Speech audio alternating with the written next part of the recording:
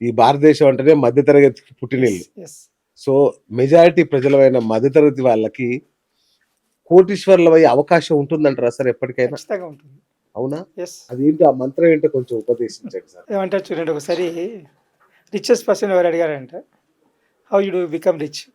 తను ఏం చెప్పాడంటే, బీదవాడిగా పుట్టడం నా చేతిలో లేదు, కానీ ధనవంతులు చావడం మాత్రం నా చేతిలో ఉంది అని చెప్పాను. వావ్! వావ్! ఆ! ప్రతి వ్యక్తి కూడా ఇప్పుడు ధనవంతుల్లో చాలామంది కూడా ఒకప్పుడు బీదవాళ్ళే. ఓకే. వాళ్ళని ఆదర్శంగా తీసుకోండి. లైఫ్లో పనిచేయడం అనేది ముఖ్యం. ఆశపడకుండా, అంటే ప్రతి రోజు కూడా మనం ఎంత బాగా ఉపయోగిస్తాము. ప్రతి ఒక్కరికి టైం అనేది 24 గంటలే ఉంటుంది. అంతే గదా! ఎవరికి 24 గంటలు 5 నిమిషాలు కూడా ఉండదు. ఆ 24 గంటలు ఎలా వాడుకుంటాము, ఎంత పొదుపుగా వాడుకుంటే ఎంత ఉపయోగకరంగా ప్రొడక్టివిటీగా వాడుకుంటాం అనే దాని మీద ఆధారపడి ఉంటుంది. ఓకే. ఇప్పుడు స్టూడెంట్ ఉంటాడండి, అతని చదువు ముఖ్యం. వేరే ఆ ధ్యాస ఉండకూడదు, చదువు మీదనే ఉండాలి ధ్యాస. యెస్. స్పోర్ట్స్ మెన్ ఉంటాడు, స్పోర్ట్స్ మీదనే ఉండాలి ధ్యాస, ఇంకా వేరే ఉండకూడదు. ఓకే. మిగతా అన్ని సెకండరీ, మిగతా ఉండకూడదు సెకండరీ. కరెక్ట్. డాక్టర్ ఉంటాడు, ప్రొఫెషన్ మీద కాన్సన్ట్రేషన్ ఉండాలి. కరెక్టే సార్. కానీ నెలకు 30,000 సంపాదించే వ్యక్తి కూడా కోటీశ్వరుడయ్యే ఛాన్స్ ఉంటదా? ఖచ్చితంగా అవ్వచ్చు. అవునా? ఎస్. మీరు ఇన్వెస్ట్మెంట్ చేసేది, పెట్టుబడి అనేది ఓకే.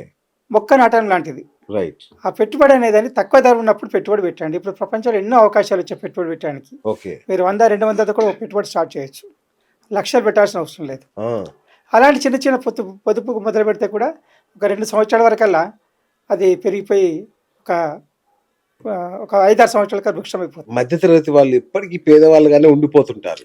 వాళ్ళు చేసే మిస్టేక్ ఏంటి సార్ అసలు? ఎక్కడ మిస్టేక్? మధ్యతరగతి వాళ్ళు ఒకటే అనుకుంటారంటే, నాకు తెలిసినంత వరకు ఎక్కువ డబ్బు ఉంటేనే పెట్టుబడి పెట్టాలి, లేకపోతే లేదు అనుకుంటారు. కరెక్ట్. ఒకటి. నిజమే. ఆ!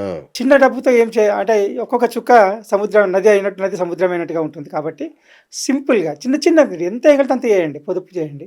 ఆ ఓకే. పొదుపుని మదుపుగా మార్చండి, పెట్టుబడిగా మార్చండి. ఆ! ఆ పెట్టుబడి అనేది కూడా ఎలా ఉండాలంటే, తక్కువ ధర దొరికేది తీసుకోండి, ఓకే. భవిష్యత్తు ఉండేది పెట్టుబడి పెట్టండి. ఓకే. అప్పుడు మీ భవిష్యత్తు ఎంతో పెరిగే అవకాశం ఉంది. సామాన్యులకి ఈవెన్ నాకు కూడా ఇన్వెస్ట్‌మెంట్ అంటే భయం. అమ్మో! అది ఎక్కడ పోతుంది? ఎట్లా పోతాయి అని. ఆ భయాన్ని ఎలా పోగొట్టుకోవాలి సార్? ఎక్కడికి పోతే డబ్బులు? ఆ! మీరు ఇప్పుడు ఎకానమీ, ఇండియన్ ఎకానమీ మొత్తం కూడా ఆర్గనైజ్డ్ అయింది, ఓకే. అనార్గనైజ్డ్ లేదు. రూమర్స్ మీద ఆధారపడకూడదు. ఓకే.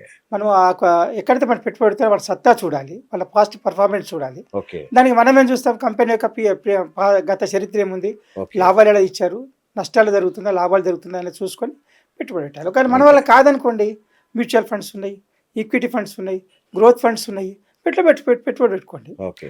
మనకు ఎక్కువ, మనం 1000 రూపాయలతో కూడా స్టార్ట్ చేయొచ్చు, భయపడాల్సిన అవసరం అవసరం లేదు, రిస్క్ లేదు ఇప్పుడు. ఓకే. కాబట్టి మనం పెట్టుబడి పెట్టిన తర్వాత ఒక 4-5 సంవత్సరాల తర్వాత మనకు కూడా కొంచెం అనుభవం వస్తుంది. కొంచెం అమౌంట్ రాగానే మనం అందులో విత్డ్రా చేసుకొని ఇంకో దాంట్లోకి వెళ్ళిపోవచ్చు. సార్, పొదుపు చేయడం ఇంపార్టెంటా? ఇన్వెస్ట్ చేయడం ఇంపార్టెంటా? రెండూ ఇంపార్టెంటే. పొదుపు లేకపోతే పెట్టుబడి ఎక్కడి నుంచి వస్తుంది? ఓకే. పొదుపు చేస్తేనే పెట్టుబడి వస్తుంది.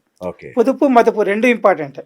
ఓకే. అంటే కొంతమంది అప్పు చేసి మరి ఇన్వెస్ట్ చేస్తుంటారు. అప్పు చేసి పెట్టుబడి మాత్రం ఎప్పటికి కూడా కరెక్ట్ కాదు. ఓకే. మీరు మీ సొంత డబ్బుతోనే పెట్టుబడి పెట్టండి, ఆ! ఆలస్యమైనా పర్వాలేదు, వడ్డీ చెందాల్సిన అవసరం ఉండకూడదు. ఓకే. ఎంతైనా మీ డబ్బు 500 నుండి 1000 నుండి 10,000 నుండి పెట్టండి. ఓకే. ఇప్పుడు ఎంతోమంది మీరు చూసాము, మిడిల్ క్లాస్ అంటే ఒకప్పుడు 20 ఏళ్ళ 30 ఏళ్ళ క్రితం మిడిల్ క్లాస్ అంటే టెలిఫోన్ ఉండేది కాదు. అవును. ఇవాళ అందరి చేతిలో సెల్ ఫోన్ ఉంది.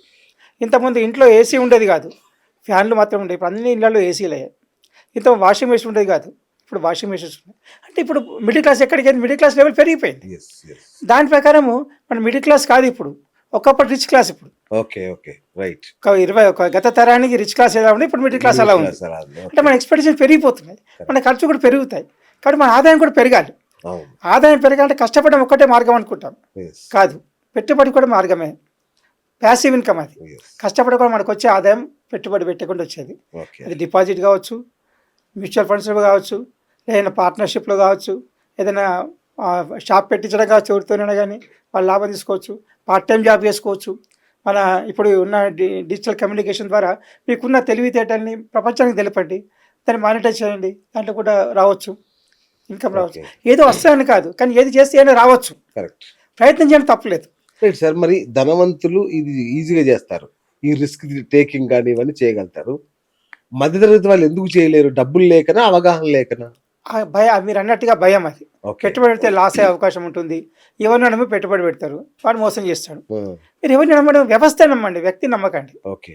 ఇప్పుడు మేము ఇంతకుముందు ఎందుకు చెప్పాను, పోస్ట్ ఆఫీస్లో డిపాజిట్ చేసుకోండి, రిస్క్ లేదు. అవును. బ్యాంక్లో డిపాజిట్ చేస్తారు, రిస్క్ లేదు. మ్యూచువల్ ఫండ్లో పెట్టండి, రిస్క్ లేదు. ఓకే. పెద్ద పెద్ద కంపెనీ షేర్స్ వాళ్ళు 10,000 కొంటే మీరు ఒక 2 షేర్లు కొనండి. రైట్. రిస్క్ ఇప్పుడు ఇంత లిమిట్ కొనాలి, తక్కువ ఎన్ని 1 షేర్ కూడా కొనొచ్చు. ఇప్పుడు మీకు ఎదురు అనుకుంటే అలాగే కొనండి. కాకపోతే చూడాల్సింది ఏంటంటే తక్కువ ధర ఉన్నది చూడాలి, ప్రాఫిటబుల్ ఉండాలి, తక్కువ ధర ఉండాలి. ఓకే.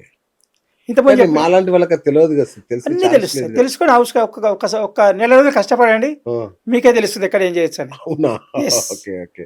ఎక్కువ అవసరం లేదు, నాకు ఎక్కువ కష్టపడే అవసరం లేదు. ఒక 4 పాయింట్స్ తెలుసుకుంటే దాంట్లో మీరు దేంట్లోనే పెట్టుకోవచ్చు. ఓకే. మన ఇష్టం, మనం సెలెక్ట్ చేసుకోవచ్చు దానికి. Super sir. నేను ఒక 2,000తో ఎస్ నేను ఎస్ఐపి స్టార్ట్ చేస్తాను. చేయొచ్చు. ఒక నెలకు 2,000 పెడతాను. చేయొచ్చు. మరి నేను కోటీశ్వరుడు కావడానికి ఎన్ని సంవత్సరాలు పట్టాలి సార్? సార్ ఇప్పుడు మీరు ఒక దాంట్లోనే ఉండరు కదా, సంవత్సరానికి 24,000 అవుతుంది. 24,000 వేసి ఇంకో దాంట్లో పెడతారు. అచ్చా అచ్చా. అది 1 year లోపల డబుల్ కావచ్చు. ఓ. అంటే అప్పుడు మీరు ఇన్వెస్ట్మెంట్ పెరిగిన కొద్దీ ప్రాఫిటబుల్ పెరుగుతుంటుంది. ఓకే. 10 రూపాయలు 1 రూపాయి సంపాదిస్తే 20 రూపాయలు 4 రూపాయలు సంపాదిస్తే, 2 రూపాయలు కాదు 4 రూపాయలు సంపాదిస్తే. కరెక్ట్. అంటే మనీ మల్టిప్లైస్ మనీ అనమాట. ఓకే. మనము విత్తనం ఏది పెడితే పంట ఎక్కువ వస్తుంది చూడండి. అవును. అదే మాదిరిగా మనం ఎంత డబ్బు పెట్టి పెడితే అంత లాభం పెరుగుతుంటుంది. ఓ, ఈ లెక్కన కోటీశ్వరుడు కావడం చాలా ఈజీ. అయితే ఈజీగా కష్టపడాలి, ప్రయత్నం చేయాలి. ప్రయత్నం చేయాలి. నష్టంగా పోవచ్చు కానీ లాభం వచ్చే అవకాశం కూడా ఉంది. ఓకే. ఆ ప్రయత్నం వదులుకోకూడదు. ప్రయత్నం Okay. మాకు నష్టపోతుంది అన్న అదే ఎక్స్పీరియన్స్. నష్ట భయాన్ని ఎట్లా బయటపడాలి సార్ నష్టభయం అనేది ఎప్పుడూ ఉంటుంది. మీది ప్రతిరోజు నష్టభయం ఉంటుంది. నష్టభయం లేనిది ఎప్పుడు? ఓకే. ప్రతిరోజు నష్టభయం ఉంటుంది. మన రోడ్డు మీద వెళ్తుంటే కూడా యాక్సిడెంట్ భయం ఉంటుంది, అయినా వెళ్తుంటాం మనం. మనం తినే దాంట్లో కూడా ఏముందో కూడా అంటే అయినా కానీ నష్టభయం ప్రతిరోజు ఉంటుంది. మనం ఎంత భరించగలుగుతాం అంత రిస్క్ తీసుకోవాలి. మార్కెట్లు పడిపోతుంటాయి కదా సార్, అప్పుడప్పుడు ఆ క్రాష్ టైంలో ఈ ఎస్ఐపిలలో ఇన్వెస్ట్మెంట్ తీసేసుకోవాలా, ఇంకా ఎక్కువ చేయాలా? ఎక్కువ చేయాలి ఇంకా మార్కెట్ క్రాష్ అయినప్పుడు డౌన్ అవుతుంది కదా, అప్పుడు మార్కెట్ అయినప్పుడు మీకు అవకాశం దొరికినట్టు. అది అచ్చా అచ్చా. ఇప్పుడు మీకు 10 రూపాయలు వస్తే 8 రూపాయలు దొరుకుతుంటే అవకాశం దొరికినట్టే, మీకు 6 రూపాయలు దొరికితే ఇంకా అవకాశం దొరికినట్టే మీకు. అది ఓకే. అంటే ఇన్వెస్ట్మెంట్ పెంచితే మల్టిపుల్ పెరిగే అవకాశం ఎక్కువగా ఉంటుంది. ఓకే. మళ్ళీ తేరుకున్నప్పుడు ఎస్, కాకపోతే వెయిట్ చేయాలి. Right sir. Mutual funds yes అనుకున్నట్టు ఎట్లాంటి రిస్క్ లేకుండా ₹1,00,00,000 సంపాదించే ప్లాన్ ఏమైనా ఉంటుందా సార్? సార్ రిస్క్ అనేది లేకుండా ఏది ఉండదు. రిస్క్ ఉంటుంది. ఆ రిస్క్ ఉంటుంది ఎట్లుంటుంది అంటే మరీ ఎక్కువ లాస్ కాదు, మరీ ఎక్కువ లాభం రాదు. ఓకే. మరీ ఎక్కువ నష్టం జరిగింది, ఎక్కువ లాభం జరిగింది మ్యూచువల్ ఫండ్లు పెడుతుంటాయి. ఎందుకంటే వాళ్ళు సైంటిఫిక్ అనాలిసిస్ చేసి ఇన్వెస్ట్మెంట్ చేస్తుంటారు. కాకపోతే కొన్ని చోట్ల ఇన్ఫ్లుయెన్స్లోకి వచ్చి వాళ్ళు హై ప్రైస్ షేర్స్లో కూడా పెడతారు అని చెప్పని ఒక రూమర్ ఉంది. బట్ ఇంతవరకు కరెక్ట్ చెప్పాలి, ఇంతవరకు మ్యూచువల్ ఫండ్స్లో నష్టపోయిన వాళ్ళు చాలా తక్కువ మంది. చాలా తక్కువ. లాభం తక్కువ ఉండొచ్చు కానీ నష్టం మాత్రం చాలా తక్కువ. ఓకే. కాబట్టి మ్యూచువల్ ఫండ్స్ పెట్టడం వల్ల ఈ బ్యాంక్ రేట్ ఆఫ్ ఇంట్రెస్ట్ కంటే ఎక్కువనే ఉంది బెనిఫిట్ మీకు. ఇంకా పెరిగే అవకాశం కూడా ఉంది. దాని ప్రకారం కూడా మేము పెట్టుకోవచ్చు. లేకపోతే మనం హై రిస్క్ ఉంటాయి, దాంట్లో కూడా హై రిస్క్ పెడతారు. దాంట్లో కూడా ఎన్నో రకాల మ్యూచువల్ ఫండ్స్ వచ్చాయి ఇప్పుడు. గ్రోత్ ఫండ్స్ అని, ఎనర్జీ ఫండ్స్ అని, ఇన్వెస్ట్మెంట్ ఫండ్స్ అని ఎన్నో వచ్చాయన్నమాట. మనకి ఇష్టమైన దాంట్లో పెట్టుకోవచ్చు. కొన్ని దాంట్లో డివైడ్ చేయొచ్చు. దాంట్లో కూడా ఇన్వెస్ట్మెంట్ అన్నింటిలో డివైడ్ చేసుకొని పెట్టుబడి పెట్టుకోవచ్చు మనకు. రైట్. స్టెప్ అప్ ఎస్ఐపి అని ఒకటి విన్నాను నేను. అంటే ప్రతి సంవత్సరం ఒక 10% పెంచుకోవచ్చు. దానివల్ల ఏం మ్యాజిక్ జరుగుతుంది? ఇప్పుడు మీరు ఇంతకుముందు చెప్పారు 2,000ని మళ్ళీ వచ్చే సంవత్సరం 2,000 కాదు ఇంకా 3,000 కూడా పెంచే ఆదాయం పెట్టుకోవచ్చు, ఇంకా పెంచుకునే అవకాశం ఉంటుంది. స్టెప్ అప్ అంటే ఇప్పుడు మనకి ఈ సంవత్సరం ఈ నెల 2,000 పెడుతున్నాం, ఒక సంవత్సరం 2,400 పెడదాం అనుకున్నాం. ఓకే. ఆ స్టెప్ 20% ఎక్సెస్ అనమాట. ఓకే. తర్వాత మళ్ళీ ఇంకో 20% ఎక్సెస్ చేసుకోవచ్చు. ఆటోమేటిక్గా మన అకౌంట్కి డైరెక్షన్ ఇచ్చేగానే ఇన్స్ట్రక్షన్ కానీ ఆటోమేటిక్గా ఎవ్రీ మంత్ డెబిట్ అయిపోతుంటుంది. ఇవి చాలా వరకు compulsory. Savings is become compulsion. Okay. అంటే కంపల్షన్ అంటే మనకు తిండి కోసం ఎలా ఖర్చు పెడతామో సేవింగ్ కూడా అలాగే పెట్టాలి. అంత శ్రద్ధతో అంత కంటిన్యూస్గా పెట్టాలి, వెనక్కి రాకూడదు. కొంచెం నష్టమైన పర్వాలేదు, ఆలస్యం అయితే వాళ్ళు మనకు వస్తుంది కానీ నష్టం జరిగే అవకాశం లేదు. బట్ దేంట్లోనే పెట్టండి, మీరు పెట్టే అవకాశం ఉంది.